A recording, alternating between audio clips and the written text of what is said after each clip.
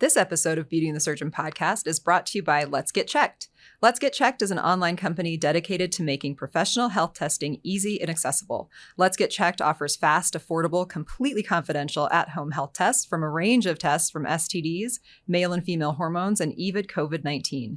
Listeners of our podcast who are new to Let's Get Checked get 20% off by using our URL, trylgc.com/beauty, and be sure to use the code BEAUTY20 at checkout. That's trylgc.com, trylgc.com/beauty, BEAUTY, and be sure to use the code BEAUTY20, BEAUTY20 at checkout.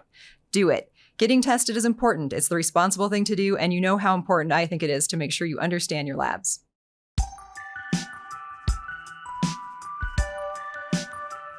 Welcome, everyone, to Beauty and the Surgeon podcast. I'm Amy. I'm a nutritional therapy practitioner, and I'm joined today, as always, by the very spooky Dr. Jason Martin. He's a board-certified plastic and reconstructive surgeon. It's spooky season. It is. What day is this? This is the 15th, and you love Halloween. Oh, I love Halloween. Like, it's the build-up to your time of year. It's my favorite. Yes. Favorite. Well, my kids are getting older now, so it's not as special, but when they were young, it was just so much fun. It would start around September 15th. And build up over a 45-day period. No, I remember the first time I saw your guys' house decorated for Halloween, I was like, oh, like I had no idea. How do you think my neighbors felt? Yeah. And the best part, I mean, I made all the tombstones. Oh my gosh, tombstones when you carved the splash face. Yeah, I had tombstones of my entire family, which is weird. And then of my dog, who was at the time still alive, and I carved his snout. And put it on a tombstone. Like foam. It's so cool. It's foam. It's, and yeah. So painted. It's interesting. So you do basically you take the foam that you use for like thermal regulation on foundations, that pink foam you see at Home Depot, but the thicker version of that, and then you can use that and actually carve it out, and then you paint it, in this kind of foundation paint that's almost like cement. It's called dry lock. And then on top of that, then I'll spray it, and then I'll actually decoratively, say the word? Decoratively paint on top of that. Yeah. And so it make it look like real stone. Yeah, it's awesome. It literally looked it like looks so cool. It looked like I carved in stone my dog's face. Special effect. Yeah, it was very It has cool. that feeling to it. Yeah. So this podcast, I have tons of free time. Yeah, but at one point I was doing that on a Saturday night. My wife's like, "You really need to stop." As you're like buffing down the side of the snout. Oh, yeah. And I'm sure it's not healthy. Oh, no, I think that's a great outlet. Yeah. Creative. That's neuroplasticity right there. Yeah. We got it going on. Okay. Yeah. So people really care about that. Our very spooky episode here. We're going to be talking about facelift myths. Ooh. I get that now. That's spooky. Now I'm feeling it. Yeah. You feeling the spooky? We need to have. Well, I don't want to have Nils do any more editing, but like ghosts that come down. Oh, those could just be like floating in and out. Yeah. You're very scared. Yep. Okay. I mean, or I could just like lean closer to the white wall and just blend right in. Yeah, that's true. So if you're listening to this podcast and you're interested in watching, you can find us on YouTube at Jason Martin MD. We're also on all social media platforms at Beauty and the Surgeon Podcast and at Jason Martin MD. So we're going to talk about facelift myths. And we've talked a lot about facelifts. We've talked about facelifts for men. We've talked about facelifts in all ages. We've talked about how to age like a Hollywood superstar. But there are still persistent facelift myths that I get asked or that come at me on a weekly basis. Yeah, we have a good episode. I think it's Your Perfect Facelift, which was really good. Facelift. I just actually did a video on YouTube that talks about a patient who did both face tight and a facelift. About a year in between. And some of the kind of footage in that video on our YouTube channel came from that episode, Your Perfect Facelift. You should definitely check that out. It's kind of talking about what you do at different ages of your life. Mm-hmm. But there are, it's undisputable that there are many myths about plastic surgery in general, but I think no more so than the myths that are around facelifts or just the misconceptions. Terrible. I could have called this facelift misconceptions, but myths sounded better. So let's jump right into it. We have a bunch. But we can just kind of talk as much as some of them we'll probably talk a lot about. Some of them we will cover very quickly. Good. So getting started here, we've got myth number 1. I'm too young. And this is usually followed by somebody saying, well, I really want to wait until I am fill in the blank age to have a facelift. It is always an arbitrary age. Like 53. Yeah, it's like 54. Yeah. I really want to wait till I'm 54. Like, is that a scientific study where you pulled this age out? Right. And I usually ask them, like, how long have you been unsatisfied with the way your face looks now? 10 years. Well, for the last, even if it's only the last 5 years, I'm like, do you want to continue feeling this way for the next 10? Right. Like, do you think you're going to suddenly start feeling better about how you look? looking at things conservatively and making sure that you're not making impulsive decisions, I think is extremely important. And Amy and I support that 100%. So we're not suggesting that you just throw caution to the wind and start doing tons of facelifts and things like that. Right. But if you have definitive issues, premature aging on the face or neck, all right, or appropriately aged age-appropriate aging on the face and neck, and those can be addressed with a conservative mini face and neck lift or a conservative neck lift or a conservative facelift, and you're a candidate and it bothers you, why are you making up an arbitrary number when you're going to do this? And why wait? Well, that's my question. Like, I don't get that. Yeah. And I think it's because there's a lot of reticence. People don't really understand facelifts, the images of what people see for facelifts. They believe the next myths that we are going to talk about. The images that people see of people from Los Angeles looking weird, they think they're going to look weird. Or the even worse is the unicorn belief that there's some magic treatment that's coming along in the next 2 years that's going to transform our field. FYI, it's not coming. Okay. So if you're a candidate, at least say, okay, I'm either going to do this or not. That's kind of the way I look at it. Or I'm going to put it off because I'm not ready, as opposed to just saying some arbitrary date when you should do it. Yeah. If you're going to see a board certified plastic surgeon who does a lot of face and neck lifts and they tell you that you are a candidate for this procedure and it's just the voice in your own head that says, no, I'm not going to do this until I'm fill in the blank age, that's fine. But just know that if that's the recommendation, that's the recommendation for a reason, and that you are a candidate. And why wait to enjoy your facelift? And that's, it is rare, the person who doesn't tell us when they have a facelift in their, like 60s, wow, I wish I had done this 10, 15 years ago. They all say that. Yes. By the way. Because it's awesome. Yeah. So. Yeah, and we're not just saying it's awesome because we do it. We're saying it's awesome from our experience of actually talking to the patients after surgery. And there's a universal happiness done correctly with these procedures. So. Yeah. You're not too young. You're not too young. Now, if you're 20, that's one thing. Right. And that's why the caveat there is if you've gone to a board certified plastic surgeon, he says you are a candidate, then, get over yourself. Just do it. Enjoy it. Live your best life with your facelift. Myth 1. Yes. Demythed. Debunked. Debunked. Oh, myth number 2. I'm too old. I'm too old. Yeah. We hear this a lot. So many times. Yep. For all surgeries, we hear this. Yeah, we just had that in our last episode where we talked about she asked if 72 was too old to do a thigh lift. So we had a patient in the office this week who's 63 and thought she was too old for a tummy tuck. Like, not at all. No.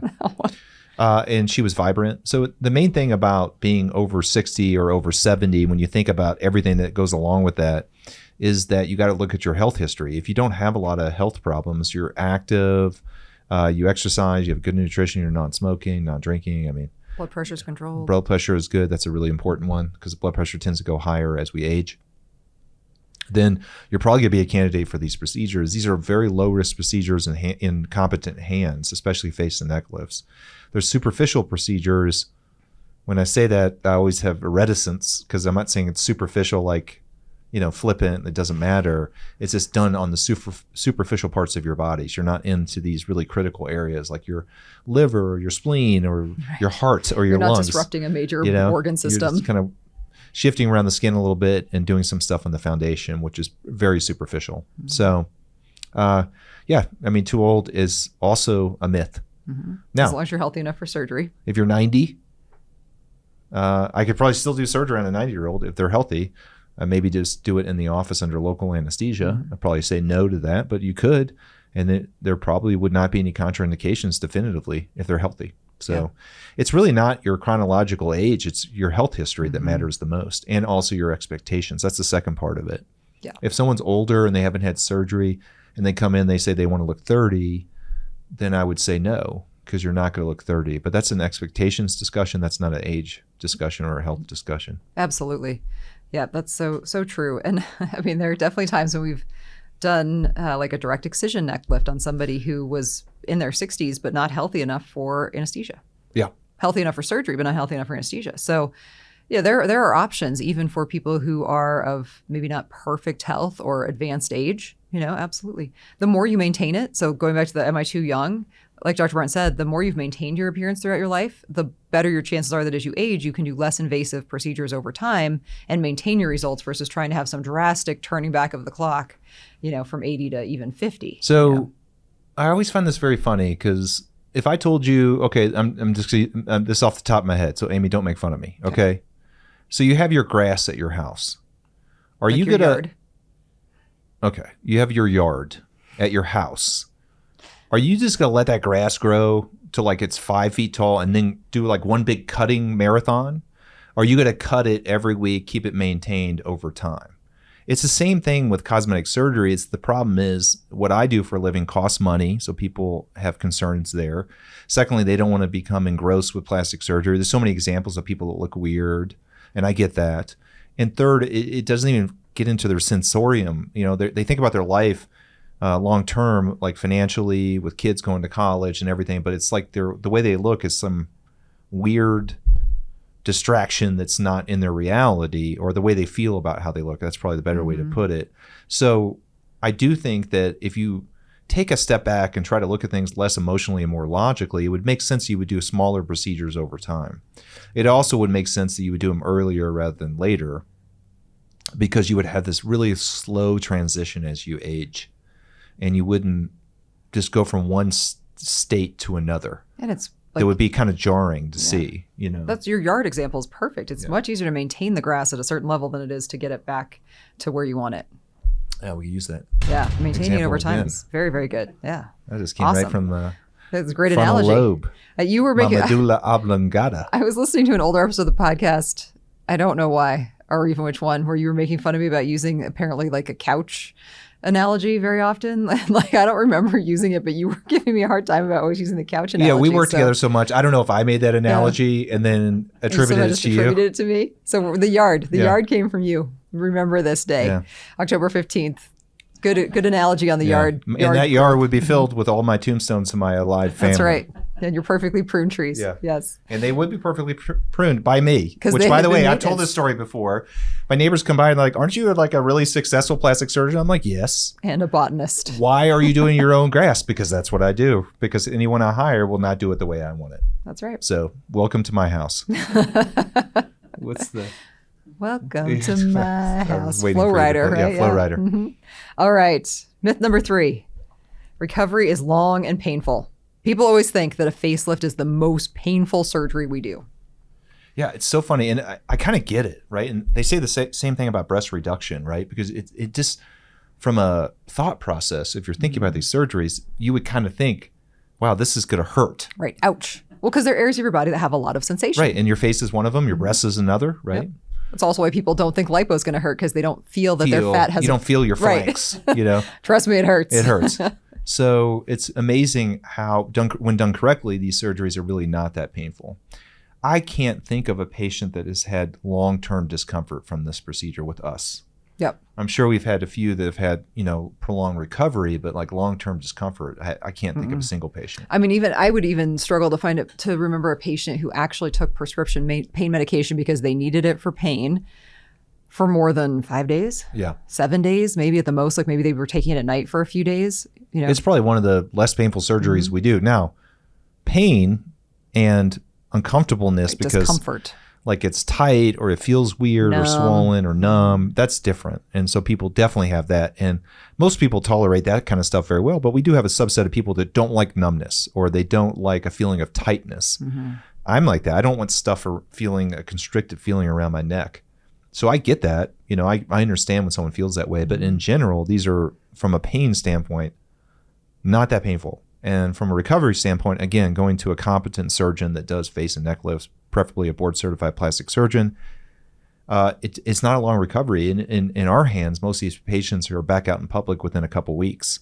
Maybe a little makeup on, their hair down. If it's a guy, it's harder to hide certain things. But yeah, it's pretty remarkable how quickly the patients bounce back from the surgery. Yeah. And it's great too, because then that makes them more enthused. They can see the results fairly quickly and they're feeling good. And in general, people tend to be surprised how easy the surgery was. Yeah, absolutely. I mean, I think that people are always extremely surprised by how quick and easy the recovery from a face and neck lift is and how little pain they had. I mean, like Dr. Martin said, there'll be a lot of discomfort, specifically around the ears. Those first couple of days while the drains are in, like that is really... And the drains are painful. They are painful. Like that is the time where you feel like true pain with this procedure. After that, there's just a lot of sensation that may or may not, in your mind, translate into pain, but is definitely discomfort. recovery, there's two types of recovery. There's like kind of the back on your feet feeling good, and then there's also the social downtime. You can expect at least a week of feeling quite tired after having anesthesia, and that's with any procedure, not just a facelift. Anything at all, even a small procedure can leave you with some. And the tiredness is definitely correlated with opioids. Mm-hmm. So everybody wants to load themselves up with Norco or Percocet or whatever, and it's just a mistake. Yeah, to prevent feeling anything. Makes you at all. nauseous. Makes you constipated, makes you tired, and you don't recover quick. Gives you head fog, yeah. So the quicker you can get off of opioids, the better off you are. Yeah, and the quicker your recovery will really be, because it kind of clears the fog a little, which makes you feel like you're more recovering, more efficiently. When you're feeling less like out of it all the time, it can make you feel like you are not recovering as quickly as you are. But if someone has like a big event, like if their child is getting married or they're going to be on television for some reason, I tell people to plan at least 6 weeks. For that, I mean, just being back to like being out in public. I mean, some of our patients, depending on your comfort level, are back to their office jobs within a few days with all their sutures still in, just because they don't care if people know. And they, because you can wash your hair, put your hair down, so you can kind of cover it up, and it's totally fine. Yeah, you're totally fine. So, not painful, not long. Get yourself a facelift. Get back to life. Debunked. All right, number 4. I won't look like myself. You have alluded to this many times, Dr. Martin. I know, there's a lot of weird out there. I had to use the example of Face Off before, which is this classic movie with John Travolta and Nicolas Cage. Yes. And they switch faces, but their voices are, it's so stupid. It's so 90s. So bad. It's very 90s. But it's so bad, but so good at the same time. But that's not the way it works. So again, you can do surgery that ultimately makes you not look like yourself. That's really not good surgery. It's not usually the goal either. And it's not the goal in offices like ours, where you're trying to have a natural result that empowers you, that represents you, that is body positive, that finds the positive parts about your appearance and really holds on to that. It doesn't try to add new things in. Now, if you have a very large nose and it has a big bump on it, you can do a drastic transformation and the patients generally look better. But that's something that's very overtly asymmetric, meaning that you're looking at the person, you can absolutely see this large nose, but face and neck lifts have nuance to them. Mm-hmm. That's why they're my favorite surgeries to do. One of the favorite ones. I mean, millimeters count. Pull out a ruler. No one knows a millimeter. Like not in the United States. Yeah, pull out a ruler and look at a millimeter. It's just awesome. So the same reason I like to cut my own trees, the same reason I love to do facelifts. It's just like you're so much in this minutia of these details of specifically down to the basic level of quote unquote perfection, right? Or making it perfect. And never in those times do you make people look different, ever. We do not do face and neck lifts that make people look quote unquote different. Now, I will tell you, in the first week or two after surgery, they look different. Yeah, you're swollen. You're bruised. You look like you've been traumatized. You look like sometimes. Yourself, only, a more beaten up version of yourself. But after that swelling goes away, they really do look like themselves, only better. And it's remarkable. In my career now that, I've gained these successes, I'm doing surgery on people that I've known for a while, like socially, or maybe they're parents of one of my kids' friends or something. And so I have an intimate relationship with these people, and I'll do surgery on them, which I'd love to do. And I'll see them afterwards, and they still look like themselves, even in my mind, when as a human being looking at this person and having a pre-existing relationship with them. And it's awesome. Well, or more like themselves. I mean, I've seen that exactly. With the patients who we did facelifts on 10 years ago who've come back in for a secondary or third facelifts. Like, to me, they look more like themselves after surgery because they look how I remembered them after the first surgery. Exactly. Yeah, it does help when you know someone for a long time. But that's like your friends, your family, all those people. You're going to look like yourself to those people because you look like yourself. So facelifts are additive. They're not retractive. They're not taking things away. Facelifts are augmenting. They're not changing. Facelifts are about... I wouldn't even say augment. I say they're refining. Or refining. Because you're not adding anything to the facelift. With some, yeah, okay. Maybe with fat. Fat, yeah. But they're refining is probably the way to put it. Yeah. And they're definitely wrapping around who you are, what your basic presentation is, who you are. Like what your bone foundation is, your what muscles, your bones, muscles, and like your genetics and what you inherited. And that's what's awesome about it, is that you can grab those things and really honor those. And that's literally what a good facelift does. I've had this conversation with people before. In the office, it kind of resonates. And sometimes people are looking at me like, what is up with this emo surgeon? Because I think that they, in their minds, they assume a plastic surgeon just like super pulls tight and injects all this volume and makes everyone look distorted like a cartoon. And like that to me is so bad and so not what my goal is. It's insulting, right? So I think that if you go to a competent person that does these surgeries every week, okay, a lot, who's facile with all the different techniques, I think that you can be very, very confident that you're going to look like yourself after surgery. Very confident. And I think if you look at before and after pictures, you might think that you're looking at pictures of a stranger. So if you see a picture like, wow, they look so different, I guarantee you to the people who know them well, they don't. They look like themselves. Like they, Well, that gets into the whole other problem is no one really looks at you. Right. They did a study of the people that love you the most can describe you the least. Yep. Like literally your coworker can describe you better than your loved ones than your spouse. Yeah. Because again, they don't really ultimately care, It's about you as a human being and what's You're too close. What's on the inside. That's right. Yep. You were beautiful in every single way. There you are. All right. We're going to take a quick break, get a word from our sponsors, and we're going to come back and bust some more myths. We're going to bust. It out. Mythbusters. I love that show. Trademarked? I'm sure it was. Are we going to get in trouble? You're no longer Censored. Yeah. Okay. All right. Good. Oh man, I used to love Mythbusters. I loved it. Dr. Martin, I'm super excited to talk about our sponsor for this podcast, Let's Get Checked. If you've been a listener of our podcast, you know that we have never had a sponsor before, and that's because we're an educational podcast. We're not looking to monetize, and we also would never recommend something that we didn't believe in and or use ourselves. So basically you're saying we're very choosy. We're very choosy when we come to our testing, but Let's Get Checked really aligns with our values. We talk a lot about monitoring your blood values of certain things. We talked recently about vitamin D serum levels. We talk a lot about hormone levels, and it's hard for some people to get to a lab, or you're afraid of the blood draw, or just, you're concerned about confidentiality. Like you have a lot of concerns and you just don't do it. Let's Get Checked makes it super easy because it's completely confidential. You do it from your home. So there's really no excuse not to do it. Yeah, and we did it recently. Both Amy and I did it. She looked at her women's health, basically her hormone levels, and I looked at mine on the men's health side with testosterone. It was very simple. You go online. Their online interface is really easy to use and good. We got the testing kit very quickly. And the test itself, actually doing the stick, you do a stick on the end of your finger, is not hard to do. It only took about 3 to 4 minutes. You put it back in a sealed envelope that's confidential, goes back to them. You get your results in 2 to 5 days.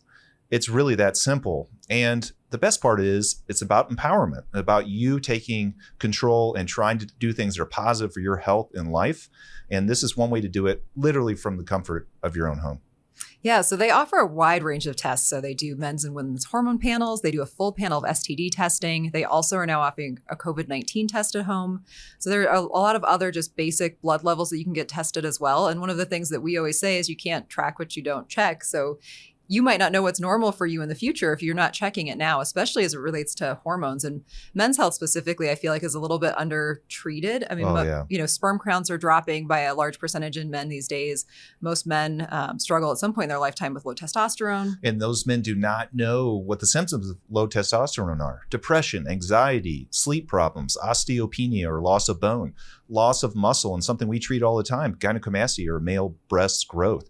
These are real problems that can be improved or treated with testosterone. And these men do not know their levels. It's so easy to get checked. And this is why we're so excited about the sponsor. Yeah. And Let's Get Checked is a completely CLIA certified lab, the CLIA lab. So they're a well-established, completely safe lab to use. You do get contacted after, so you get your results. I got a text at 4:30 in the morning, which I loved, that my results were ready. And we're both up at 4:30, yep, so that was good. Super excited. And you have access to not only a nurse, but also a physician. So a physician does review your results, and it gives you a little breakdown of like where you're sitting on those levels.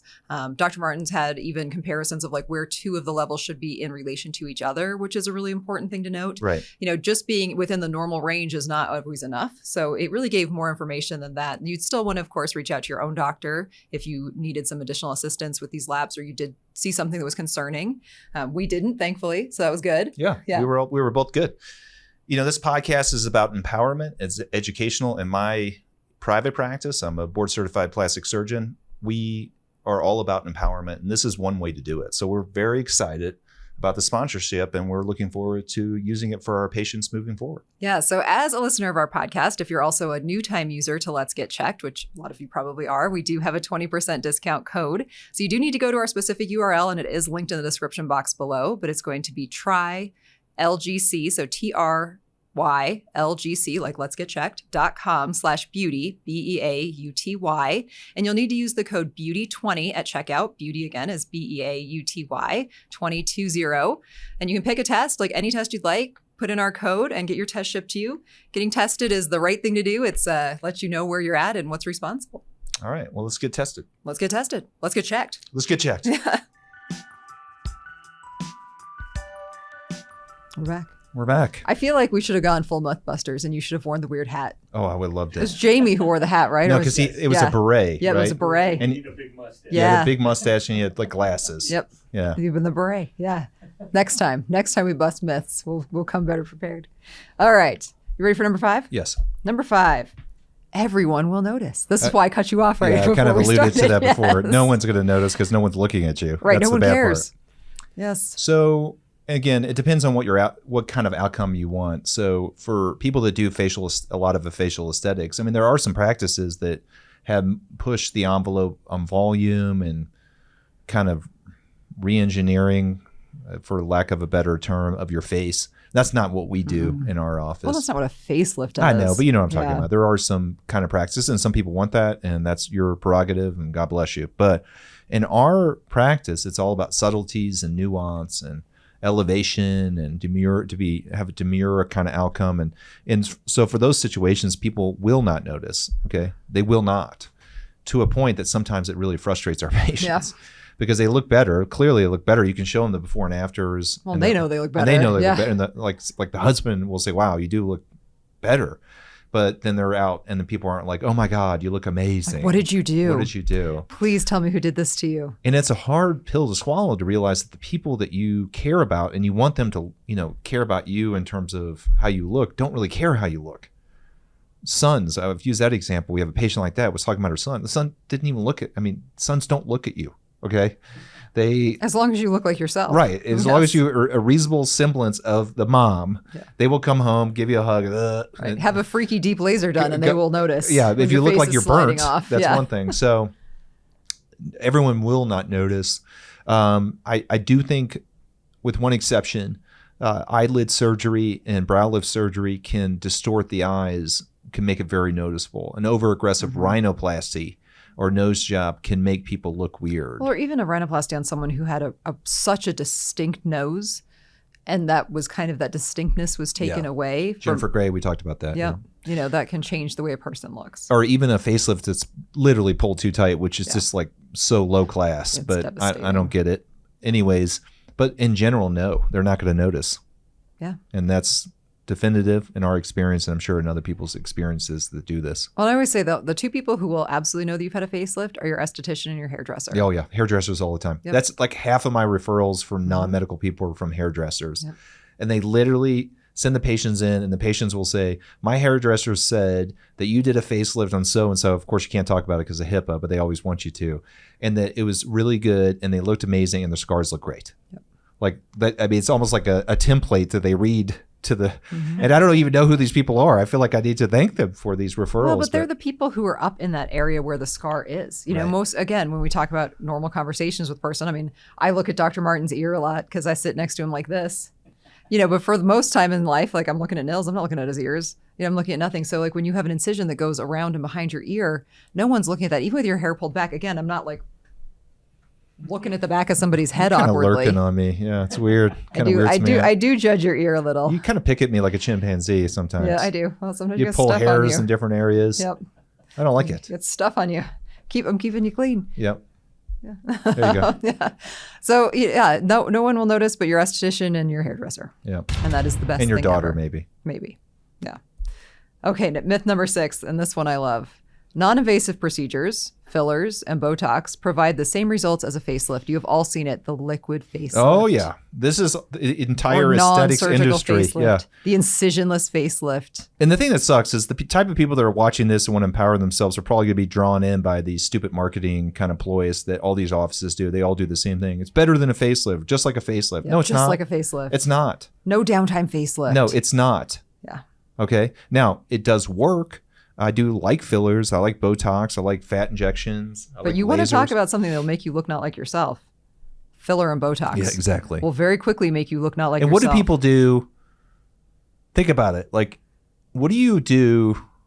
Can we talk about COVID yet? Are we allowed to talk about COVID? I don't know. What are you going to say about it? Okay, so we really didn't have a cure for COVID, right? So people tried to find workarounds, and they took it and they just ran with it, right? So before you know it, everyone's doing crazy stuff because they think more is better. That's like the human condition. If you're only injecting fillers and Botox, forget the unethical component of financial gain to the person injecting that. So this is throw that out the window, which you shouldn't, because that's a big part of it.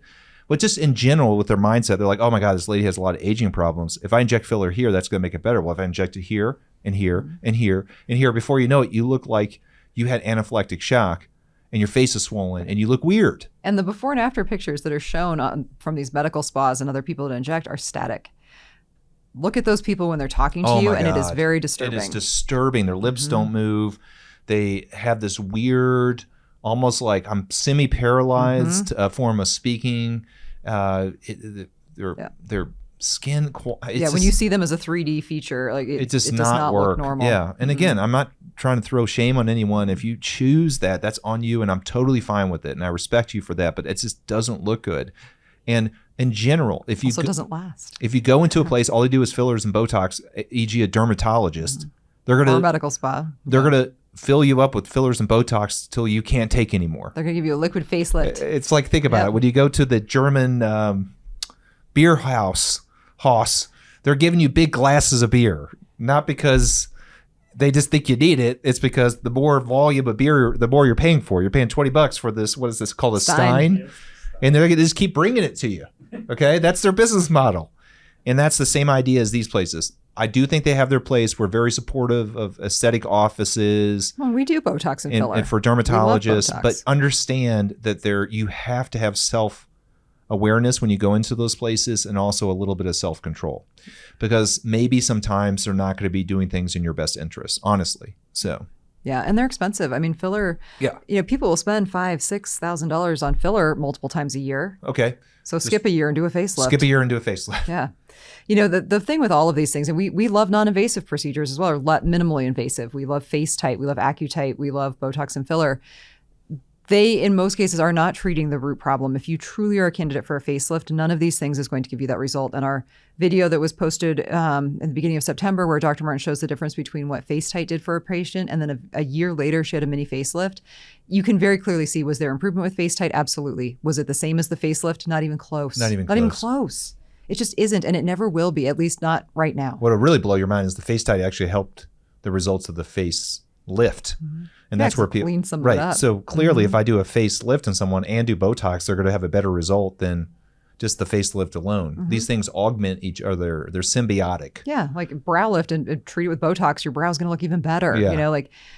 But to think that you can just get a liquid facelift or an incision-free facelift and it's going to be the same as a facelift in the hands of a board-certified plastic surgeon, you are absolutely wrong. Myth busted. It will not. And no one's going to listen to us anyways. No. There's like multi-billion-dollar industry based on people thinking that there's these unicorn procedures in these offices. Yeah. Universally, patients aren't happy with the results. They don't last. It's they look BS. Weird in it's real all life. based on marketing, but that's fine. Don't listen to us. It's okay. Right. Fine. After you spend $20,000 on filler, and then just come back to us, which we hear every week. Yeah.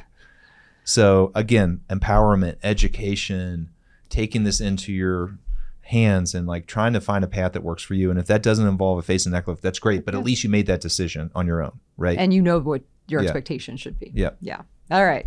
Number 7.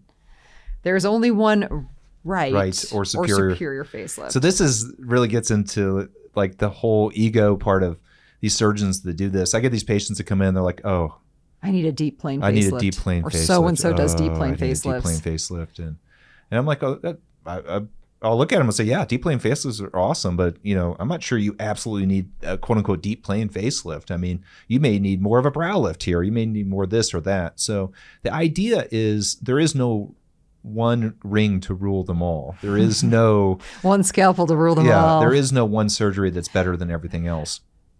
There's a guy on the internet who's very well followed, who does these kind of ponytail facelifts. He has this. Oh gosh, the ponytail facelift. Yeah, I mean, they're these engaging videos. So I really like them, and he has this voice. I'm doing my ponytail facelift today. He's has this voice. It's kind of mumbly, and he's kind of talking quiet like this, and he talks like that.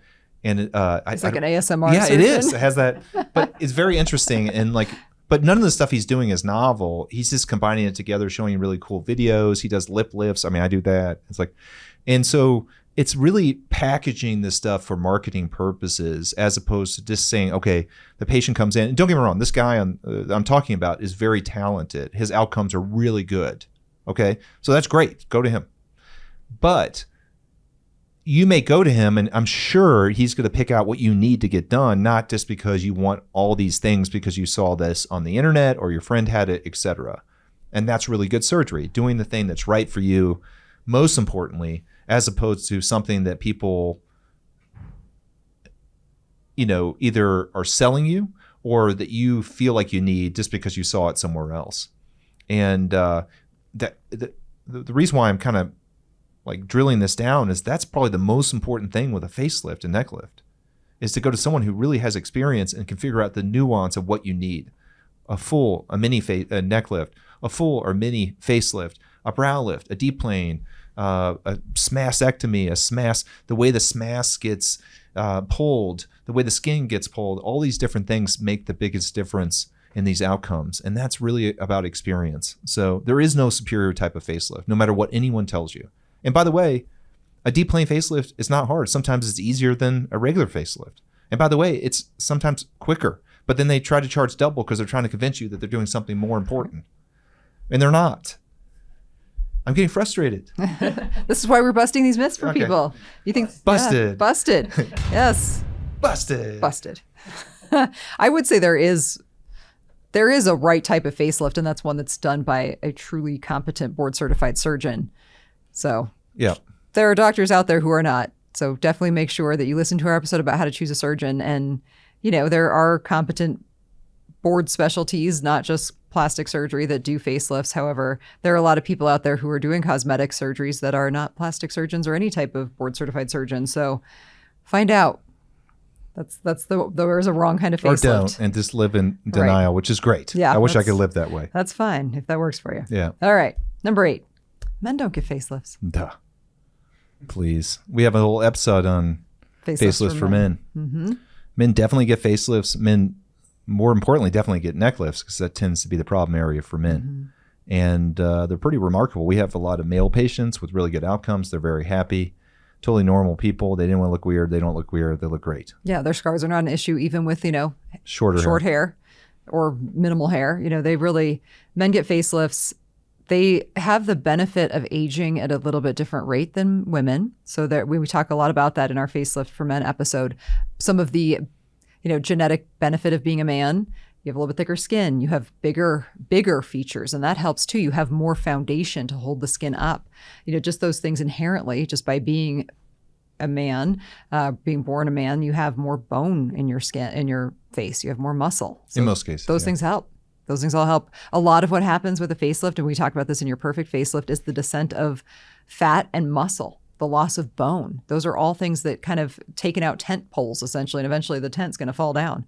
So the more tent poles you have, or the bigger they are. So you just lateraled from the couch to the tent. Apparently. That was sneaky. I like slinging fabric. Yeah. It's like slinging skin. So yes, men absolutely get facelifts. They get neck lifts. They get eyelid surgery. They get everything. They get lipo. They get Botox. Yep. They get tummy tucks. They get everything we do. Sorry. Yep. Myth busted. Myth busted. Men get facelifts. Natural looking facelifts. Okay. Myth number 9. People who have facelifts look weird or windblown. Yeah, that's like in 1990 for sure. But, these days where we've kind of perfected the craft, they do not look that way.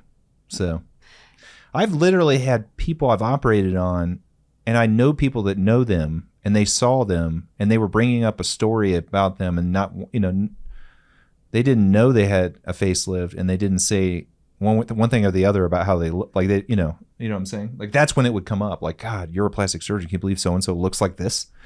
And obviously, I would never talk about that because of HIPAA and privacy, but with anyone else but the patient. But the point I'm making is these people do not look weird or windblown, but that historically was a problem because they would pull the skin too tight. And why did they do that? The human condition. More is better, right? We learn from our mistakes. Well, they also weren't addressing the foundation. They were just pulling skin. The second thing is the game changed in like the mid 90s, specifically where I trained at Manhattan Eye, Ear, and Throat Hospital, which is like the iconic place for face and neck lifts. And the people that trained me started to realize that there had to be better ways, and they figured it out with a deep foundation, doing foundation work, and less involved with the skin. And FYI, that's what a deep plane facelift also does. It's really focusing on that deeper plane. So the idea that you're going to come out and look weird and windblown is wrong. And if you do, then you're not going to a competent surgeon. Yeah. Yeah. And a lot of the weird look that people get who maybe, you know, someone's had a facelift and they look weird, I go back to the Botox and fillers, you know. Yeah. It's usually volume related. Yep, if you went to a competent surgeon, they still look weird. It's usually they have too much volume in the face. And that can definitely happen. Competent surgeons can over inject volume. Yep. Or the person can go get injected someplace else. Yeah. So they had the face and neck lift and they went over to the aesthetics office and they're like, oh, great. Now all your wrinkles are gone. Now we can plump you up. Yeah, we can fill you up. And look like you got stung by bees. Yeah. So, you know, the people who look weird after facelifts are, you know, it's unfortunate like in Hollywood. And it doesn't happen as much anymore. I think now what makes me laugh is people talk about how amazing someone looks. They've never had anything done. Oh, they all had stuff done. Yeah, there was actually a YouTube video that I have no idea if Jennifer Aniston had anything done, but I'm sure she did. Okay, so I'm not commenting on Jennifer Aniston, but people like that, these ones that look so amazing and they're aging so well, have 100% had cosmetic surgery. Yeah. Okay, because they didn't. They would look like us. Right. No, there's actually I mean, they're naturally gifted. They're pretty to begin with, but they just don't age, and they don't age. Like the idea that someone just ages without wrinkles because they somehow use the right cream is foolishness.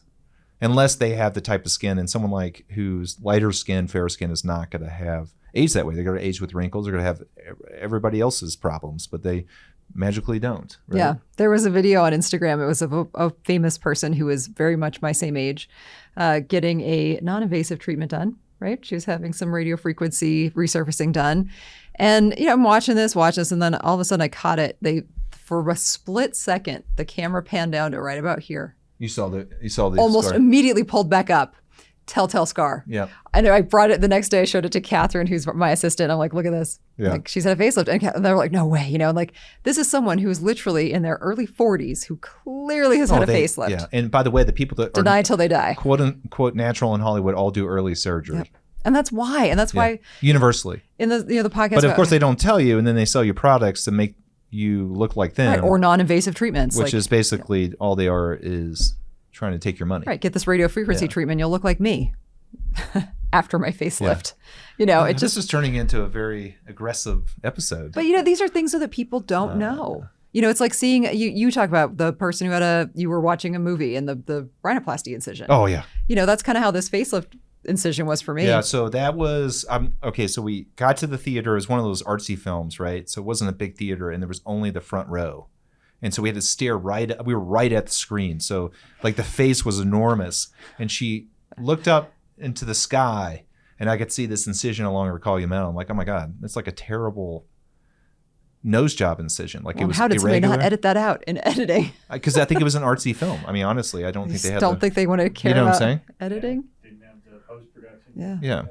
Yeah, that's pretty bad. I was actually at a burlesque show recently, and one of the women has had a breast reduction and her scars were so bad. And like, I really wanted to go up to her after and be like, we could fix this. Yeah. Like, she had a dog ear on the midline. No, you don't and do like, that. I know. And like, body positive. And she was out there literally naked and didn't care at all. So I love her. I did too. I Go girl. I just wanted to help her more than anything. So yes, the people in Hollywood who look amazing, listen to our episode about how to age like a Hollywood superstar. They have had surgery. They've had it early. They are not drinking tea. Oh yeah, we have a whole episode on that. Yep. They're not drinking tea and doing laser treatments and looking like this. Yeah, they absolutely are not. Men and women. It's not her berberine.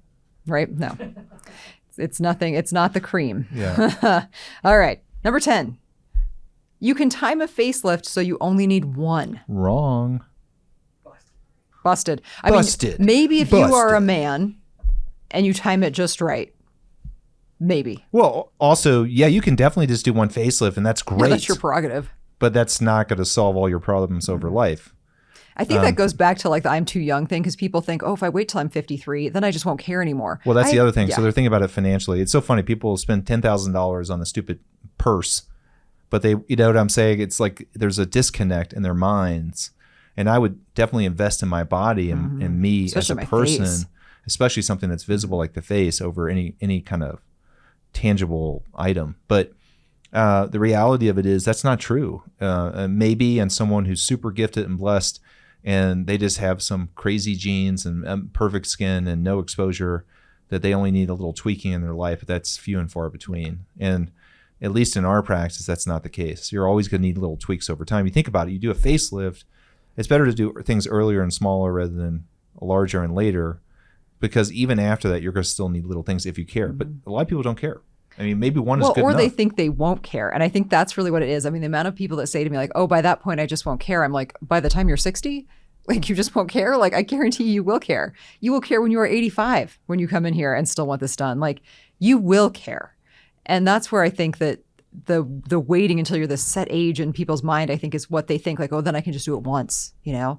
Like I got news for you. You're going to keep caring. You're going to want to keep looking good. You're going to want to keep looking as good as you feel. And hopefully, you know, as a society, we all start feeling better and living longer and healthier lives. Right. So yes. Which is that's what this is all about, by the Yeah. way. If you're talking about the baseline effort of what we're doing here is not just look better for your friends or at this party, is to feel better. Yeah.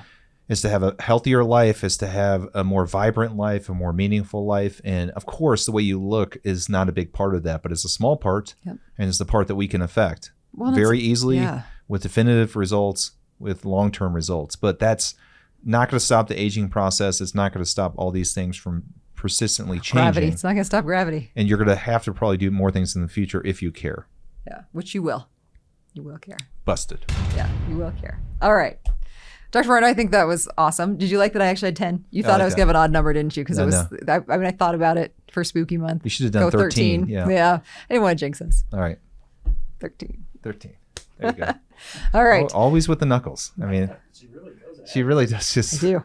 Oh man, It's I like got for Dr. whatever bad I got dates she's Dr. had, she always Lowenstein. like hits me. Seriously. Like I represent the male Well, it's because I know you can take cohort it. that she dates. I seriously almost knocked Dr. Lowenstein out one day. Yeah. He put up the knuckles and I was like, oh, we on? Like, Yeah, and let's do it. Let's go. he was not ready for what was coming at him. Well, he's a little soft, but I Yeah. can talk to him about that. So thank you, everyone. Hopefully we bust the myths that you have about facelifts.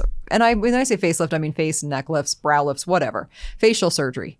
Myths busted. You will look like yourself. You're not too Busted. young. You're not too old. You're going to not look weird. Your friends aren't going to care. You're going to look amazing. Your judgy sister can throw rocks. Judgy Right. sisters, judgy girlfriends, please. Can Yep. we just drop these people? I know you can't drop your sister, but the girlfriend you can. Your spouse will still love you. Yeah. Yes. And the spouse does have an issue with the way you look, then maybe you need Maybe that's to a deeper issue. need to rethink this relationship. Yes. So So we'd love it if you would leave us a comment, a like, a rating, review. It really does help us, helps people find us, helps us get higher in the algorithms, which are always challenging. You can leave us voicemail, 303-630-9038. You can also find us on social media at Beauty and the Surgeon Podcast and at Jason Martin MD on YouTube and all social media. We're really glad you listened. Dr. Martin, you got some wrap up? yeah, I mean, This is like the mini show after the show. I love it. know. Well, I don't want to come off as like being smug or, kind of, I hate that feeling when you're holier than thou kind of thing, where you're like, this is better and this is wrong. But in reality, there's a lot of this stuff out there that's actually doing you a disservice as the patient and also is working against you from a marketing standpoint. Oh, threads. I didn't bring up Yeah. threads in the minimally invasive. And that's why I get so frustrated. It's not from the fact that like, hey, I do this and they do that. I'm totally fine with that. To be honest with you, I need those types of places. Someone like me needs the aesthetics places and the dermatology places because I don't want to do all that in my office. I do some of the things, but I don't have the bandwidth in my business to do that. And I think that that's very symbiotic. But the idea that people are pushing these things against each other and saying this is better than that is wrong, right? And that's where I get really frustrated because people come in and they're very ignorant and they say really, really wrong things. Worst case scenario is these people come in and they look terrible and they're asking me for help. And that makes you feel bad for the patient emotionally, right? You feel that kind of anxiety and stress that they're having for the decisions they made.